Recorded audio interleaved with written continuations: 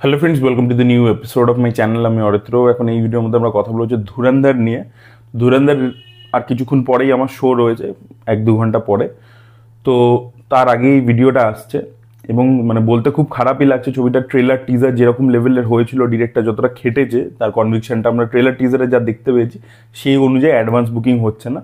দেখুন, তার একটা কারণ তো হচ্ছে রণবীর সিং যেটা ইফিতে করেছে এবং তারপরে যে ব্যাকল্যাশটা হয়েছে সেটা একটা কারণ, বাট সেটাই কিন্তু ওভারঅল কারণ বলে আমি মনে করছি না। বাট ছবিটাকে নিয়ে একটা নেগেটিভ ক্যাম্পেন তো চলেছে সোশ্যাল মিডিয়াতে, এটা আপনারা দেখতেই পেয়েছেন। তো সেটা একটা কারণ। এবং আমি কালকে দেখছিলাম ইয়ামি গৌতম এটা নিয়ে কথা বলেছে। সে বলেছে যে এটা একটা চলছে, বলিউডের ভিতর থেকেও চলছে, এই ধরনের কথাবার্তা সে বলেছে। আর তারপরে দেখলাম কালকে মানে আদিত্য ধারের পিআরের তরফ থেকেও আর কি কিছু যারা সোশ্যাল মিডিয়াতে খুব অ্যাক্টিভ, ধরুন হিমেশ ইত্যাদি, তাদেরকে দিয়ে আর কি ওগুলো পিআর পোস্টই বোঝা যাচ্ছে পরিষ্কার করানো হয়েছে যে আদিত্য ধারের ওপর ভরসা রাখছে। এখন পুরো জিনিসটা আদিত্য ধারের উপর দিয়ে করা হচ্ছে, বিকজ রণবীর সিংকে নিয়ে এতটাই ব্যাকল্যাশ হয়েছে। তো সেরকম একটা মানে আদিত্য ধার তার প্যাশনেট ফিল্ম মেকার, তার পয়েন্ট অফ ভিউ থেকে দেখুন এই ব্যাপারগুলো স্প্রেড করা হচ্ছে। বা দেখুন, আলটিমেটলি কন্টেন্ট কথা বলবে। আর অনেক সময় এটাও হতে পারে যে ছবি খুব ভালো হলো, তার সত্ত্বেও দর্শক কোথাও রিজোনেট করলো না, সেটাও হতে পারে। দেখা যাক, সেটা আজকে কন্টেন্ট কথা বললো। ছবিটা রান টাইম 3.5 ঘন্টা, এটা একটা বিশাল চাপের। ফার্স্ট হাফটা 2 ঘন্টার, পরের হাফটা 1.5 ঘন্টার, এরকম আর কি আপডেট উঠে আসছে। তো খুবই চাপের একটা ব্যাপার। রান টাইম বলুন যাই বলুন, শোজ প্রচুর পেয়েছে। কলকাতাতেও দেখে নিন, প্রচুর শোজ পেয়েছে, কিন্তু কোথাও গিয়ে বুকিং হচ্ছে না। আর ইভেন বম্বেতেও যদি দেখেন হচ্ছে, বাট অনেক কম, মানে যা শোজ পেয়েছে সেই তুলনায় কিছুই হচ্ছে না আর কি। তো দেখা যাক কি হয় সেটা আলটিমেট রেজাল্ট, বাট খুবই খারাপ একটা অবস্থায় আছে। এবার দেখুন, এগুলো অনেকগুলো কারণ হতে পারে। মানে লোকে কম্পেয়ার করছিল যে এই ছবিটা আর কি রণবীর সিং এর অ্যানিমালের মতো হয়ে যাবে আর কি, মানে রণবীর কাপুরের জন্য অ্যানিমাল যে ছবিটা যেভাবে ওয়ার্ক করেছে সেম ভাবে ধুরন্ধর রণবীর সিং এর জন্য ওয়ার্ক করবে। এবার দেখুন, তার মূলত কারণ হচ্ছে প্রথম কারণ আমার যেটা মনে হয় যে অ্যানিমালের মার্কেটিং ওয়াজ গ্রেট, যেটা কিন্তু ধুরন্ধরের ক্ষেত্রে একেবারে হয়নি। অ্যানিমালের ক্ষেত্রে কিন্তু প্রত্যেকটা গান ওয়ার্ক করেছিল। সন্দীপ রেড্ডি বাংলা ছবির অ্যালবাম বিশাল হিট হয়। তো এইখানে কিন্তু মিউজিক যে অ্যালবামটা, মানে যোগী গানটা প্রথম ভাইরাল হয়েছিল, বাট তারপরে ইশক জলাকার ইত্যাদি, যে কাওয়ালি ইত্যাদি, এই যে গানগুলো পরপর এসছে, সেই গানগুলো কিন্তু হয়েছে ভালো, কিন্তু সেই কোনো গানই কিন্তু ভাইরাল ইত্যাদি হয়নি। আর সন্দীপ রেড্ডি বাংলার গানগুলো আরও বেশি কমার্শিয়াল, মানে রোম্যান্টিক এই আছে, প্যাথোস গান আছে, তো এই ধরনের গানগুলো বেশি পপুলার হয়েছিল। তো গান একটা এখনও ইন্ডিয়াতে ছবিকে মার্কেট করতে অনেক হেল্প করে, তো সেইটা ধুরন্ধরের ক্ষেত্রে হয়নি, যেটা অ্যানিমালের ক্ষেত্রে হয়েছিল। প্রথম এটা গেল গানের দিকটা। দ্বিতীয় হচ্ছে, আপনারা যদি দেখেন প্রি রিলিজ ইভেন্টস, ইন্টারভিউজ ইত্যাদি, সেটা কিন্তু অ্যানিমালের ক্ষেত্রে অনেক বেটার ছিল আর কি। ইভেন সন্দীপ রেড্ডি বাংলা নিজে গিয়ে ইন্টারভিউ দিয়েছিল। সন্দীপ রেড্ডি বাংলা যেহেতু কবির সিংয়ের সময় ইন্টারভিউ দিয়েছিল, সেটা খুব কন্ট্রোভার্সিয়াল হয়েছিল। তারপরে অ্যানিমালের আগে যে ইন্টারভিউ দিয়েছে রিলিজের আগে, সেগুলো অতটা কন্ট্রোভার্সিয়াল হয়নি, বাট রিলিজের সময় যে মানে রিলিজ জাস্ট করেছে তার 1-2 দিন পর থেকে যে ইন্টারভিউসগুলো দিয়েছিল সেগুলো খুব ভাইরাল হয়ে গেছিলো। তো সেরকম যে ইন্টারভিউজ ইত্যাদি, সেগুলো মেকার্স একেবারেই ধুরন্ধরের ক্ষেত্রে করেনি। মানে আদিত্য ধরো কোনো ইন্টারভিউ দিচ্ছে না, রণবীর সিং তো ইফিতে যা ফিয়াস্কো করেছে তার পরবর্তীতে তাকে আর পিআর সামনে নিয়েই আসেনি একেবারে। তো সেই সব জিনিসপত্র আমরা দেখতে পেয়েছি। তো ইন্টারভিউজ বা এর ক্ষেত্রে, অ্যানিমালের ক্ষেত্রে দেখবেন হায়দ্রাবাদে বিশাল বড় প্রি রিলিজ ইভেন্ট হয়েছিল, সেখানে রাজামৌলি চলে আসছে, আরজিবি ভালো ভালো কথা বলছে। তো এই ধরনের জিনিসপত্র ইম্প্যাক্ট করে, অন্য ফিল্ম মেকাররা অনেক বেশি কথা বলছে।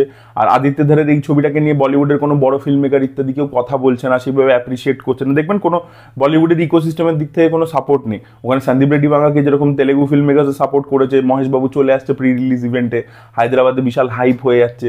তো সেই সব জিনিসপত্র যেগুলো আমরা দেখতে পেয়েছিলাম অ্যানিমালের ক্ষেত্রে, প্রি রিলিজ যা যা হয়েছিল সেইগুলো কিন্তু এইখানে একটাও কিন্তু হয়নি। তো মার্কেটিংয়ের দিক থেকেও দুর্বল, গান ওয়ার্ক করেনি, এগুলো গেল। ট্রেলার টিজার ওয়ার্ক করেছে ডেফিনেটলি, অ্যানিমালের মধ্যেও করেছিল, এখানেও ওয়ার্ক করেছে। এবার দেখুন, আরও একটা ব্যাপার হচ্ছে কি, এই এর ক্ষেত্রে আদিত্য ধারের ক্ষেত্রে যেটা ব্যাপারটা হয়েছে, যে আদিত্য ধার যখন উড়ি রিলিজ করেছিল তখনও দেখবেন বেশি সামনে ইত্যাদি আসেনি। ওখানে কি হচ্ছে, অ্যানিমালের ক্ষেত্রে রণবীর কাপুরের একটা স্টারডাম তো রয়েছেই, তার সাথে সন্দীপ রেড্ডি বাংলাও একজন সুপারস্টার ডিরেক্টর, ঠিক আছে। মানে ও অলরেডি কবির সিংয়ের সময় একটা অলরেডি স্টারডাম পেয়ে গেছিলো ডিরেক্টর হিসাবে। মানে apart from the film or interviews ইত্যাদি এমন দিয়েছিল, সেটার কারণে ওর একটা পপুলারিটি ছিল। এবার আদিত্য ধারে দেখবেন লো কি থাকে, মানে অত সামনে এসে এই করেন। তো আদিত্য ধারের যে নিজস্ব যা মানে স্টারডাম, সেটা কন্টেন্টের ক্ষেত্রেই হয়েছে, এবং সেটা কিন্তু খুব অল্প সংখ্যক লোকের মাধ্যমে, মানে মাঝে আর কি। মানে সেটা এরকম নয় যে বিশাল হিউজ মাসেসরা তাকে চিনে গেছে, সে কিছু কন্ট্রোভার্সিয়াল কথাবার্তা বলে দিচ্ছে। তো সেরকম টাইপের লোকও নয়, তো ওটা করতেও পারেনি উড়ির সময়। তো সেইটা আর কি একটা ব্যাপার হয়েছে। তো ওর যে আলাদা করে স্টারডাম কিছু হেল্প করছে, মানে স্টার ডিরেক্টরের ওই ব্যাপারটা, সেটা কিন্তু এই ছবিটার ক্ষেত্রে হচ্ছে না ধুরন্ধরের ক্ষেত্রে। আর আরও একটা দিক যদি আপনি দেখেন, এই যে সাবজেক্ট ওয়াইজ আমার এটা পার্সোনালি আমার দেখুন ভালো লেগেছিল। আমি তো এটা নিয়ে ডিটেল ব্রেকডাউন ভিডিও বানিয়েছিলাম তখনই, যেদিনকে ট্রেলার বেরিয়েছিল সেদিনকে এটা নিয়ে ডিটেলে কথা বলছিলাম। আমি বলেছিলাম যে এটা ওয়েল রিসার্চ ইত্যাদি হতে চলেছে। আমি এখনো এক্সপেকটেশন রাখছি, আমি কিন্তু এখনো এক্সপেকটেশন হারাইনি, আমার ডিরেক্টরের উপর ভরসা আছে এখনো। কিন্তু ব্যাপার হচ্ছে কি, এই সাবজেক্টটা দর্শকের জন্য কতটা এক্সাইটিং, ঠিক আছে? তো সেই ব্যাপারটা তো মানে দর্শকের হয়তো এক্সাইটিং লাগছে না, বিকজ এই স্পাই ফিল্মস পরপর ব্যাক টু ব্যাক অনেকগুলো হয়েছে, ওয়াইআরএফ ইত্যাদি বানিয়েছে, এবার সেইগুলো লোকের পছন্দ হয়নি, ওয়ার্ড টু ওয়ার্ড। তো একটা করে অনেক সময় হয় না যে ছবি আউট অফ ট্রেন্ড হয়ে যায়, তো সেই আউট অফ ট্রেন্ড হয়ে গেলে তখন অন্য কেউ বানালেও সেটা ওয়ার্ক করে না। মানে আপনি দেখুন ময়দান এত ভালো ছবি, কিন্তু যেহেতু স্পোর্টস ড্রামা এই মুহূর্তে চলছে না, তাই জন্য কিন্তু ময়দান ছবিটা চললো না, আর অনেকটা যেহেতু ডিলে হয়েছিল। নাহলে ময়দান কিন্তু খারাপ ছবি কোনো দিক থেকেই নয়, কিন্তু ওভার বাজেট হয়ে গেছে, স্পোর্টস ড্রামা এই মুহূর্তে চলছে না। চান্দু চ্যাম্পিয়নও কিন্তু খারাপ ছবি নয়, কিন্তু দেখুন চললো না। তো এটাই হয়ে গেছে ব্যাপার, যে কখনো কখনো কোনো জনার আউটডেটেড হয়ে যায়। 83ও কিন্তু ভালো ছবি, কিন্তু 83ও দেখুন এখন স্পোর্টস ড্রামা যেহেতু চলছে না, ওই ছবিটাও ওয়ার্ক করলো না। তো এইটাই হয়ে গেছে ব্যাপার, এক একটা সময় এক একটা ট্রেন্ড। আর একটা টাইমে ভাবুন স্পোর্টস ড্রামা দাঙ্গালের মতো সুপারহিট হয়েছে, সুলতান সুপারহিট হয়েছে, চাক দে ইন্ডিয়া সুপারহিট হয়েছে। তো একটা টাইমে প্রি কোভিড এরাতে স্পোর্টস ড্রামা করলে মানে সেটা হিট হতো বড় সড়ো, যেটা এখন হচ্ছে না। তো স্পোর্টস ড্রামা হয়ে গেছে এখন, সেই সেই সেম জিনিসটা মানে এই মানে স্পাই ফিল্মের ক্ষেত্রে হয়েছে। এবার সেটা ওয়াইআরএফ এর ক্ষেত্রেও রেজাল্ট দিচ্ছে না বড় স্টারদেরকে নিয়ে ওরকম একটা জোনের মধ্যে।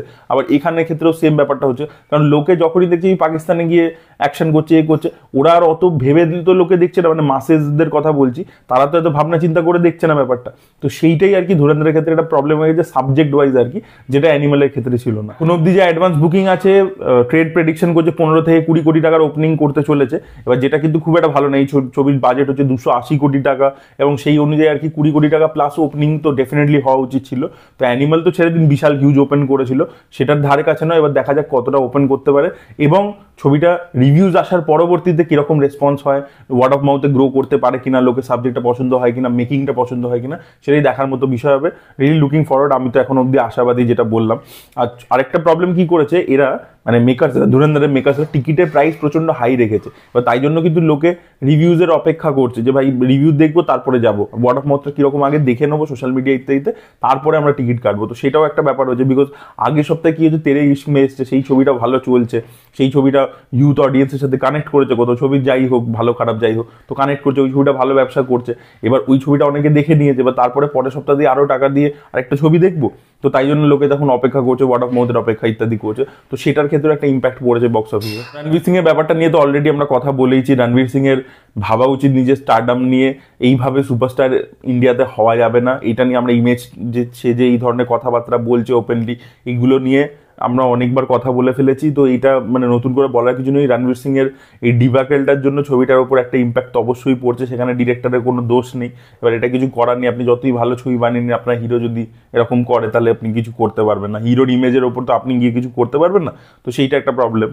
বেসিক্যালি লোকজন সোশ্যাল মিডিয়াতে বলছে ছবিটা রিলিজ করার আগে ছবিটা ডিজাস্টার, সুপার ডিজাস্টার হয়ে গেছে। এবং আরও একটা প্রবলেম হচ্ছে কি, যে ওভারসিজ রিলিজটা ছিল সেখানেও একটা প্রবলেম দেখা দিচ্ছে, যে প্রিমিয়াম যে ফরম্যাটসগুলো আছে না, মানে আইম্যাক্স ইত্যাদি, সেই যে ফরম্যাটসের কন্টেন্টটা সেটা তারা ডেলিভারি করতে পারেনি। তাই জন্য 5 তারিখ, আজকে 5 ডিসেম্বর, মানে এতে ওভারসিজে ইন্ডিয়ার বাইরে যে দেশে, সেখানে যে রিলিজ হওয়ার ব্যাপারটা ছিল, সেটা সকালবেলা থেকে শোজ লাগাতে পারছে না, যে বিকজ টাইমলি কন্টেন্ট ডেলিভার করতে পারেনি।